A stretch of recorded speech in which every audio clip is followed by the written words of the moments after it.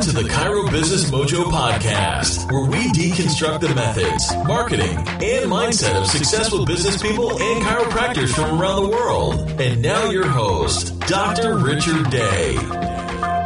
Hello. I am Dr. Richard Day, and this is the Chiro Business Mojo podcast. Thanks again for checking in with me.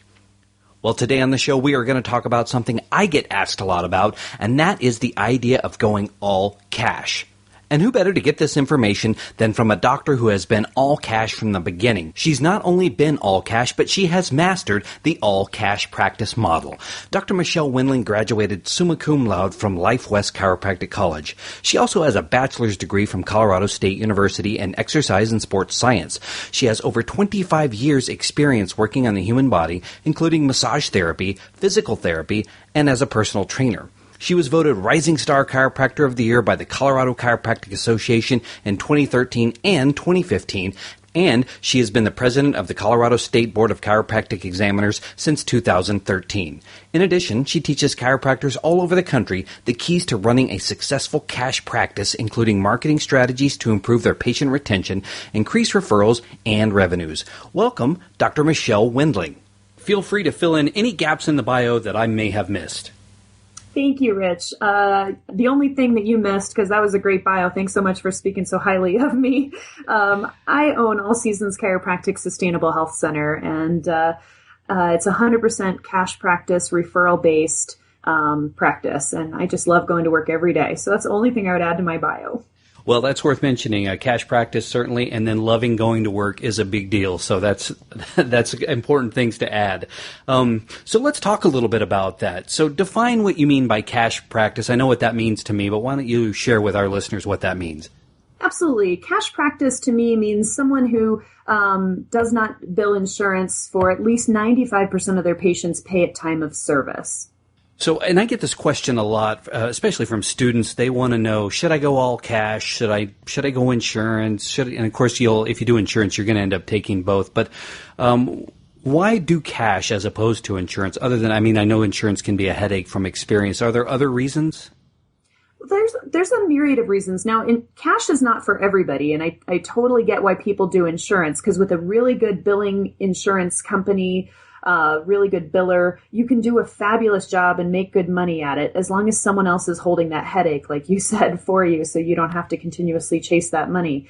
The reason I did cash is because I like to get paid at time of service. I feel like whatever they're paying you out of their pocket is what they value you. So if they're valuing you at a $20 copay, that's actually what your value is to them. Whereas if they're paying the full $65 and that's what they value you, they hold you in a higher esteem. They're also more likely to do their homework exercises, more likely to continuously come in and create that. You've created that value for them. You also get much more loyal patients, because when their insurance changes, a lot of insurance patients will fall off and drop off. You also have a much lower overhead, which is one of the main reasons I did cash instead of insurance, so I didn't have to pay a billing company.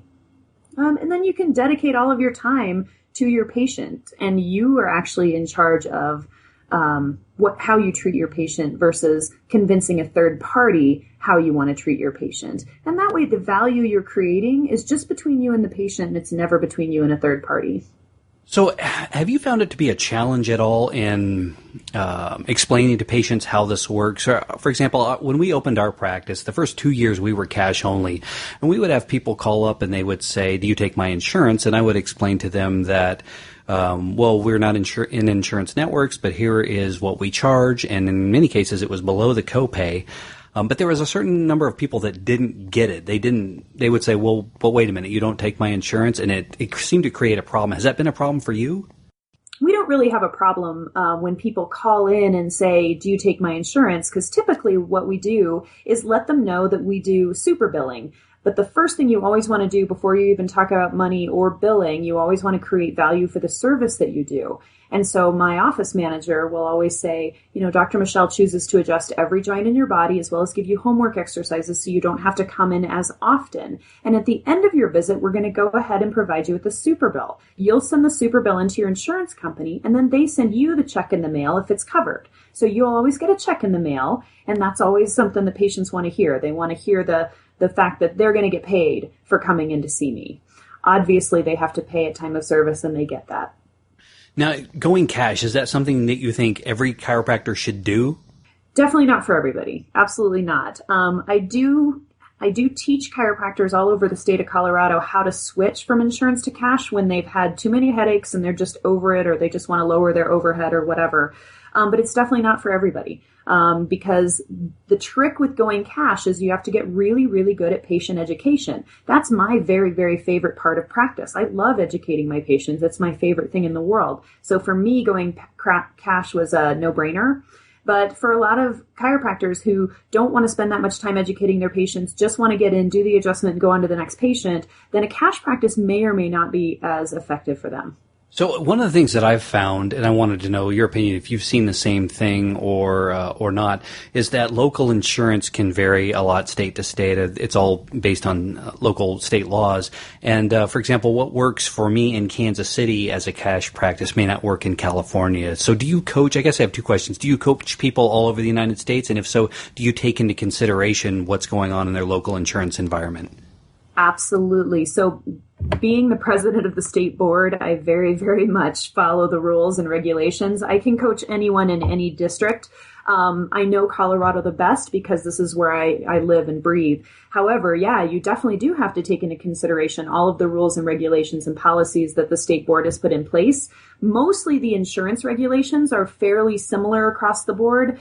And, you know, things that you need to watch out for is if you're already in network with an insurance company, there's often clauses in there that say you cannot take cash from the specific patient until you get out of network. So sometimes, you know, those are things that I coach people on specifically, is to make sure they read their policies and all that so that they for sure don't step on any toes as they're switching from insurance to cash. And that way it makes it a fairly smooth transition, and all they have to do is create value for those patients. And most of their patients are going to stay with them anyway because they love what they do and they love who they are. So what advice do you have for the chiropractor who is in insurance networks and is thinking of getting out? I know from experience there's someone that I worked for that always said they were going to do it, but at the last minute it was fear that held them back. Yeah, fear is a really big motivator, isn't it? Yeah, it's actually not that scary. Every single doc that I've mentored to switch from insurance to cash has, within about 3 months, made more money, had a better life balance, and way less stress. It's not difficult. There's little tiny steps. There's some systematized procedures that you need to do that help you get there. But mainly what they're afraid of is that patients are going to leave. Patients typically will not leave someone they're very comfortable with. As long as you create the value and explain to them the reason you're going from insurance to cash.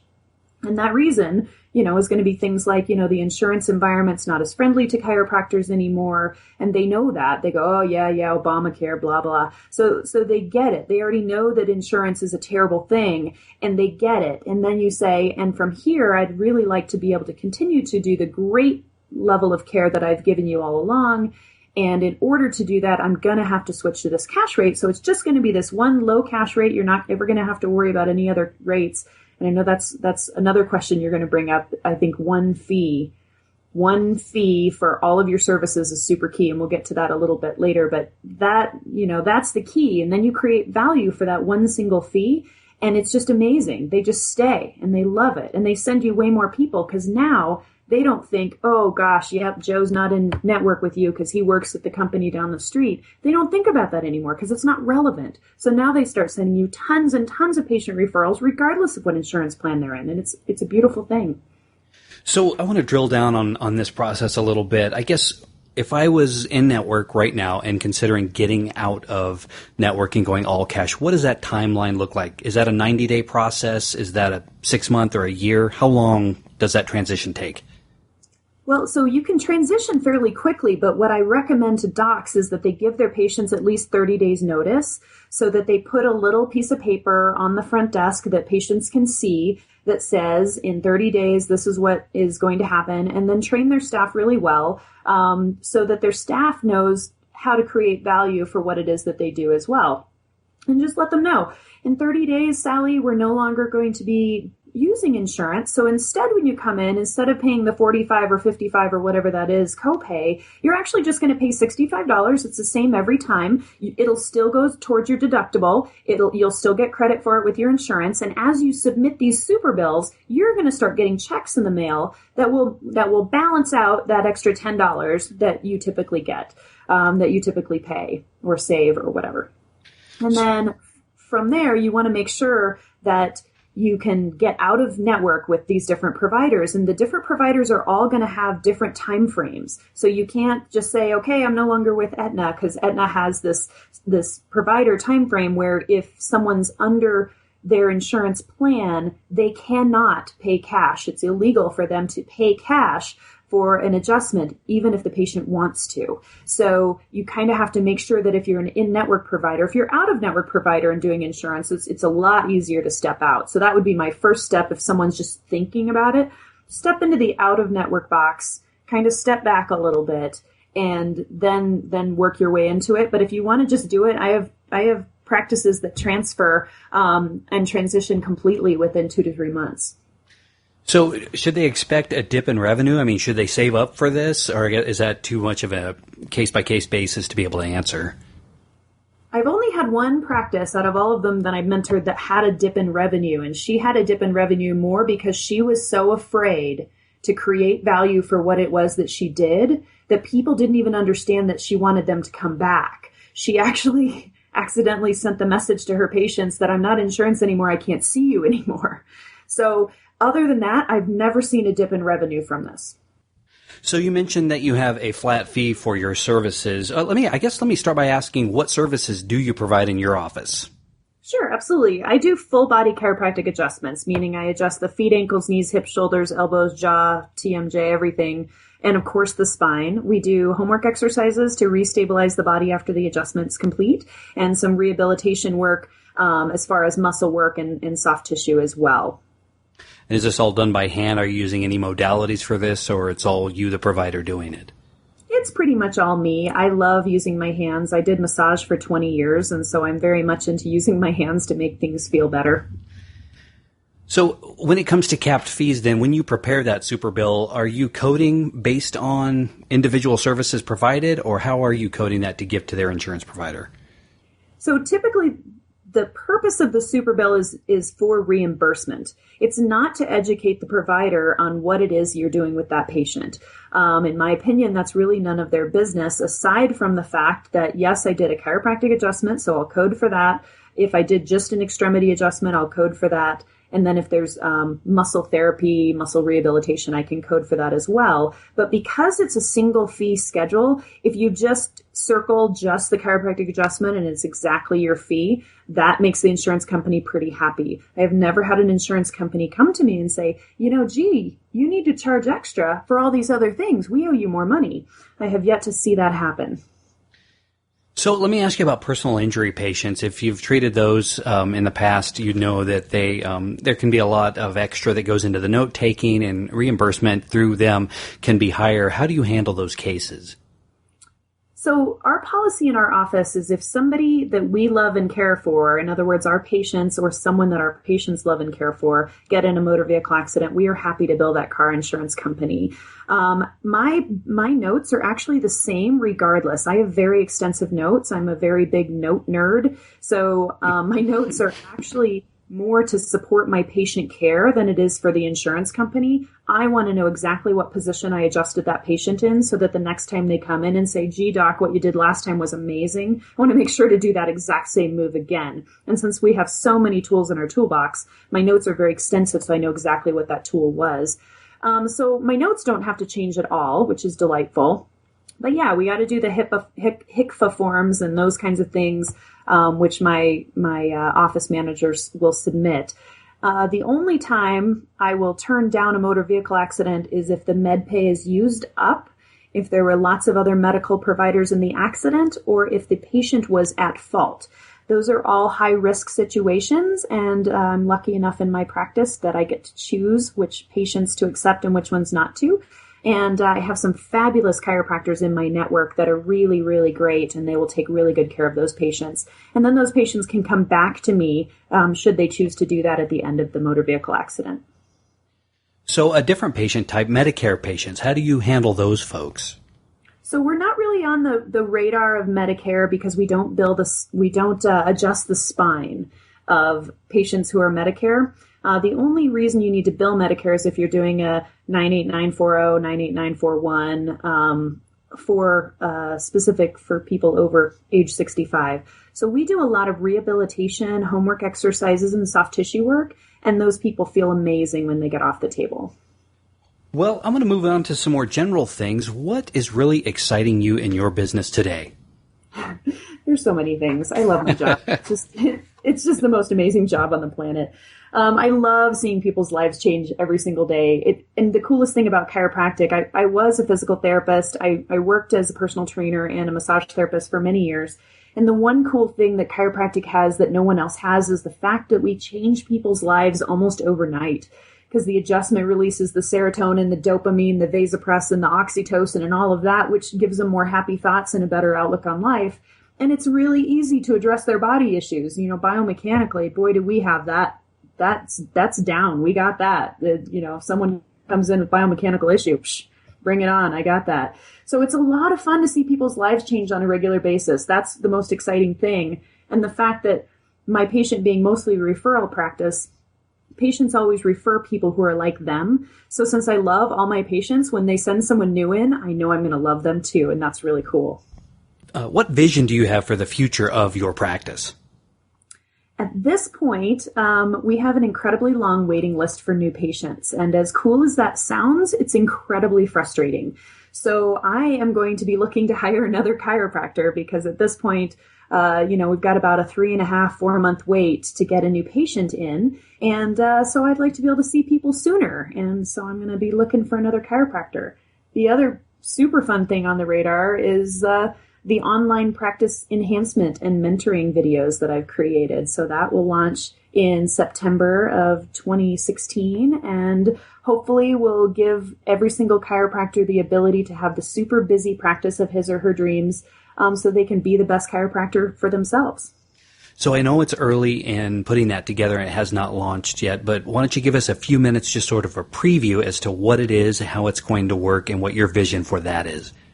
Absolutely. I'm so excited about it. And since it is in its infancy stage, I'm sure it will transition over time. But right now, it's a myriad of multiple different kinds of videos that are designed for practice enhancement. So there's a section on assessment, adjustment, rehabilitation, homework exercises, and soft tissue work for patients. So that's the patient care section. And then there's a section on practice building. And so that is all designed on internal and external marketing, how to enhance patient education, how to have the most kick-ass customer service possible so that every single patient that comes in has the highest possible patient experience from the moment they walk in the door until they leave the office, and all the different systems in between, staff training, you name it. It's pretty extensive website, and it's a lot of fun to see practices change over time just based on those principles. Well, I want to shift now a little more towards that direction and just talk about chiropractic success in general. And I think I know the answer to this question, but are the procedures in your office systematized? You do know the answer. Absolutely they are. The only way you can provide the best and most consistent patient experience, which is the whole point of being a chiropractor, in my opinion, is to provide super high customer service and, of course, get people better. We can get people better in our sleep. But if we can make people feel good from the moment they walk in the door to the moment they leave our office, and they continue to feel good for the whole rest of the week and talk about us and do all these great things, I mean, we've really, really lived up to our name. And so, yeah, every single system is actually designed in my practice to make the patient feel their best. So we have everything from thank you cards to reminder calls to scheduling, and all of those things are very well systematized to make the patient feel loved, adored, appreciated, and really, really taken care of. I couldn't agree more with that. In fact, I didn't realize this when I went into practice, but the visits to the chiropractor for some folks was sort of the oasis. They had a hectic family life, and the rest of just their daily lives are the things that bring them down. But when they came into us for relief of pain, I found that along with relieving their pain came just a whole lot of other great things. And by making that, recognizing it, and then raising that whole experience to make every contact with that patient something above what their, the rest of their day is when they walk outside of our doors, that became something that we integrated into what we do in our offices. And I'm on the same page as you. I mean, I absolutely see that day in and day out. It almost never happens that you look forward to going to your doctor, but all of our patients truly look forward to seeing us, and that's why being a chiropractor is so amazing. Well, let me ask you this. Are there any key performance indicators that you think chiropractors should pay attention to, daily visits or whatever? I think the most important factor is retention for sure, but referrals, because if you're doing really great patient education and your patient truly values what you do, they are referring Joe, Bob, Sally, Sue, everybody into your office, and trying to refer their dogs in too, but I don't do animal chiropractic. But yeah, that's what you want. You want them to consistently be referring into your office, and that's how you know you're doing a great job. When we talk chiropractic in the chiropractic language, a lot of people miss it. But when we speak chiropractic and translate it into English, it becomes magic because people get it, they understand it, and they're able to repeat it to their loved ones, and their loved ones come in our door, and then we can fix them too. And eventually we create world peace, and that's really fun. Well, this is a theme I see that comes up a lot when talking to other chiropractors, and I think if I could boil it down to one word, it's communication. It's the ability to take this complicated doctor idea that we have and really bring it down to a language that is accessible to everyone and that everyone can identify within themselves, to go ahead and make those changes and for them to embrace what it is we're trying to do. So yeah, anything that can help that process, because you don't get it in school, and for good reason. But when you get out there talking to people, certainly if we can make ourselves better at communicating the message, I think it's not only going to help our profession, but our patients as well. Absolutely. It will raise the number of percentage, because right now we're seeing about 13.8% of the population. That's pretty sad. And that's mostly because we're not capable of speaking English when we get out of school. And then we continue to speak chiropractic. And there's certainly some value to that. But if the patients don't get it, they also can't send in their buddies. Well, what's working for you? You mentioned referrals. Do you do other forms of promoting in your office? And if so, what is working the best for you right now? The best practice promotion, hands down, no question, is patient education, period, end of story. I actually have 2 8-hour talks just on patient education alone. However, in a nutshell, the best way you can possibly support and continuously feed your practice, because the kind of practices I want all chiropractors to have are the sustainable ones, where you can go away for 2 months and come back and your practice is still booming. Those people are still there and they're still excited to see you. So that kind of, the patient education is absolutely the key for that. Anytime you can educate someone in your office about the fact that you're addressing their entire body, people will come into your office and they think, oh, she fixed my back pain, so now they leave thinking she only fixes back pain. And so instead, as you're addressing their body, say, how are those knees, Sally? And Sally says, oh, my knees are great. I don't have knee pain. And you're like, great, awesome. How are those feet? How are those shoulders? And so on. Now Sally's starting to think, Bob came into the office the other day with a limp, and he said he hurt his knees. I wonder if she fixes knees. And so that kind of continuous practice promotion is patient education. That's the biggest thing. You can have 100% cash-based referral practice with a waiting list if you just educate. So this podcast is all about providing actionable content for our listeners. So what single piece of advice or action steps would you give to the new doc who is getting ready to go out for the first time and start their practice, and also something for the doctor who is stuck, who's experienced and been around a while, but is looking for something different? What can they do starting tomorrow or next week to start this transition? Absolutely. And I was thinking as you were saying that there's a little bit of advice for students as well. So I'm just going to throw that in real quick. As far as students go, I think they should shadow as many chiropractors as they possibly can so that they can start picking the brains of those chiropractors and see if that chiropractor and the way they practice truly makes that chiropractor happy, and see if that would be what would make them happy. And then for a new doc, the biggest key is to keep your overhead low, because there's nothing worse than financial stress. So you got to keep your overhead incredibly low. Do not discount your prices. That's a bunch of silliness. Don't do Groupons. Don't do those things. Instead, have a low entry fee. In other words, your physical exam fee being low, and then your adjustment fee is just your adjustment fee. You do not discount it. You don't try to find ways to save people money left and right. That is not your job. Your job is to create value so that those people will come in. I see lots of practices fail because people have the hardest time speaking their value and asking for money. And you deserve the money. You do an amazing job. I mean, people will value you exactly what it is you're charging. So if you're charging them only $30, they're only going to value you that. So if you're truly worth $65, step up and charge $65. And then if you're a really experienced doc, my favorite thing to do with experienced docs is to sit down and talk to them about their practice. Find out what is really working and they love doing every day. And then make a short list of the things they really don't love. Because usually when they're stuck, it's because something is draining their energy. Something is sucking that energy dry. And so they need to kind of look at it. And if there's things that are really tiring them out, the best thing to do is to delegate those things out or cut those out of the practice altogether. A lot of times I'll have a doc who says, I've got this multi-level marketing thing that I'm doing in my office and it's just draining me. I just feel like it's just not who I am. And so I ask them, well, what would happen if you stopped? And they're like, well, I never thought about that. It's like, well, if you don't love it, stop doing it and do more of the things you love so that you can jumpstart your practice. And then find things like these podcasts. These podcasts are great to light people back up and to get them excited to go to work on Monday morning again. That excitement needs to be there because it takes a lot of energy to be an entrepreneur and to run your own practice. And then you can love being a chiropractor every single day going to work. And that's the way it should work. Yeah, it's so simple. I think it's easy to lose sight, especially after a number of years in practice. If you're not, are you doing what it is you love every day? The other day I was looking at, I play guitar and I was looking at a guitar that a guy wanted to sell and I ended up saying, no thanks, I don't want it. And he couldn't believe it. And he said, why not? And I said, well, recently in my life, I only buy things I love. And I like your guitar, but I don't love it. And it's so simple. But once you sort of get in tune with that, it really helps guide a lot of things. And I think maybe people don't even realize that over time they've ended up in a place that they don't love, doing things that they don't love either. And a lot of people settle out of fear. They think someone taught them that this is the only way to do it. And so they don't look outside of that to a way that would be more exciting for them. Like spinal screenings, for instance, a lot of docs are like, oh, I got to send my CA because I am not doing that. There's actually really, really fun ways to do events like that where you leave the event more excited than you set up your table in the morning.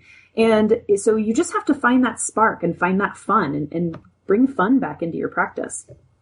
Well, before we move on, I want to jump back to one thing. You said that you do the majority of the work or all of it yourself working with your hands. So how does this translate in terms of a patient visit? Are they 30 minutes? Are they 15? How long do you usually spend with a patient?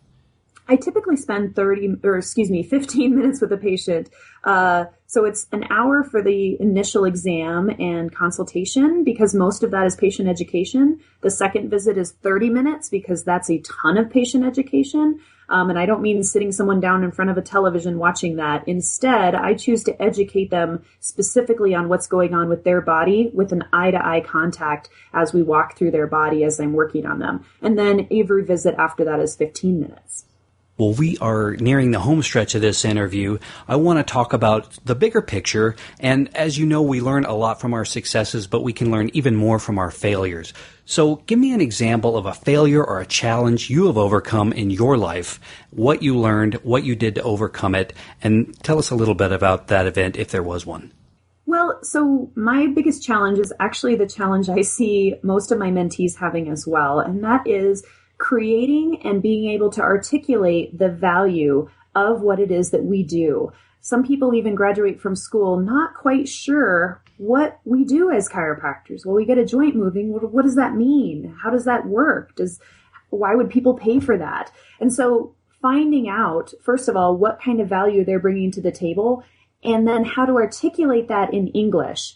And so what I found is that slowly over time, if you use the patients, so the patient will come in and they'll say, hey, I have this goal, I have this issue, I have this thing I want to fix. And if you talk to the patient in their own language, so if they say things like, I've got a wonky neck, you say, okay, so for that wonky neck, we're going to blah, blah, blah, blah, blah. That helps a bunch because then you're reconnecting with the patient using their language. And then you start explaining to them on every single visit, every single time they come in, exactly how they're doing better, what it is you're going to do next, and what that next visit will bring. And every single time you do that, you're creating value for the journey of chiropractic that they're on with you. And that seems to make a huge difference as far as that, keeping people in your office and having them continue treatment, because that's the complaint I hear the most often is I get them better and then they leave.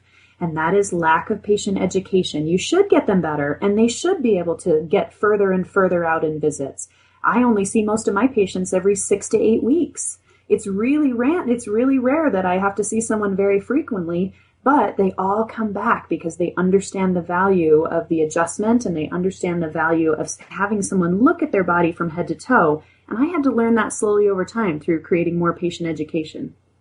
When you think of the word successful, who or what do you think of and why? Success to me is loving going to work every single day and being able to look at my list of patients and smile because every single one of them I'm looking forward to seeing. And then in addition to that, loving work, of course, is loving your life outside of work and having lots of life balance. My husband and I travel at least every 3 months, if not more often, because I think having a healthy life balance and travel time and time off work is super essential to keeping your energy up. And then having the financial freedom to do that comes from loving your work and being really good at it. And so that's what success is to me. What is the worst business advice you've ever received? I think the worst business advice I've ever received is when someone tells you not to be yourself. Nobody's going to come to you because you're that. And the worst business advice possible is to try to be something you're not, to try to implement a system that doesn't light you up, to try to sell something that you don't actually believe in is the worst possible thing because your patients will see right through it all the way to the core, and they won't be referring their patients and they won't be coming back. I wholeheartedly agree with what you're talking about. Early on, I read through some materials that a practice management group handed me, and it was a script, and it sounded so stilted, and I absolutely detest scripts, and I think that's one of the worst things you can do. I was lucky enough, or unlucky, but I'm going to say it's lucky. I was lucky enough to sit in with a doc shortly after I graduated. You mentioned shadowing. I was shadowing this guy, and I heard him give one of the most stilted, rehearsed, scripted report of findings. It was incredible. And I couldn't believe it. If I were on the receiving end of that, I would not be buying into it, making a connection of any kind. And sure enough, in about a year, this particular person went out of business, I'm sorry to say, but I thought it was just terrible. So I think being your authentic self and true to yourself is golden. Well, and I'm glad you mentioned scripts because the purpose of a script isn't to say exactly what the script says. The purpose of a script is so that you can continuously convey a feeling and evoke an emotion so that our scripts in our office are designed to make the patient feel fabulous. So even from that first reminder phone call, it is scripted, but it's scripted not like, hey, you have to read this. It's scripted like you're going to make them smile and this is how. Right. So it's a whole different focus for a script, which is really delightful. And then it changes the patient experience. So yeah, the script is only as good as its intention. Yeah, and I think maybe that was lost on some folks there. You're not supposed to rehearse and recite specific lines, but learn what it is you're trying to convey there and be able to convey that message, I think is what you're saying. Exactly. Well, what is the best business advice you've received? By far, the best business advice is exactly the opposite of the worst. And what that is to truly be your authentic self. You're the only you on this planet. You are unique and you are the best you. Yeah, you're the only you, but you're definitely the best you. And so when you come to the table with your passion and your gifts and your excitement, the patients will see that and they will follow you and they will love you and they will talk about you. And so the more authentic you can be, people are attracted to that. It's such a gift to be able to give your patients the authentic you because you're the only one who can give them that. So you want to really be focused on yourself. You want to be focused, you want to be focused and stay focused on the vision of your dream practice. And once you've got, you are just you're being your authentic self, you're focused on your dream practice, then you truly will be the best chiropractor that you can be for your patients. You'll be the best chiropractor you can be for your practice, which will build and grow and bring you lots of revenue. And for yourself, you'll have better life balance. The more authentic you are, the happier you're going to be. The more serotonin and dopamine is going to be flowing around in that brain of yours. And it's just great to be authentic. And really, that's the only way you can be and be true. Dr. Wendling, I want to thank you so much for joining us today. We are sadly reaching the end of our interview. What is the best way for our listeners to reach out and make contact with you? If anyone wants more information on things like, how to improve patient retention, patient referrals, or more tools to add to their customer service experience or adjusting, they can always find me at BeTheBestChiropractor.com. And so by going to BeTheBestChiropractor.com, you just click on the Contact Us button and you can email me, ask me all the questions that you need, and you can log in and there's tons of information there. There's a bunch of free videos that anyone can access, and it's just a great way to kind of light you back up again. So I would look forward and welcome any information or any questions from anyone. Well, I want to thank you once again for spending part of your day with us. It is absolutely my pleasure, Rich. Thank you so much. Thanks for listening to the Chiro Business Mojo podcast at www.chirobusinessmojo.com.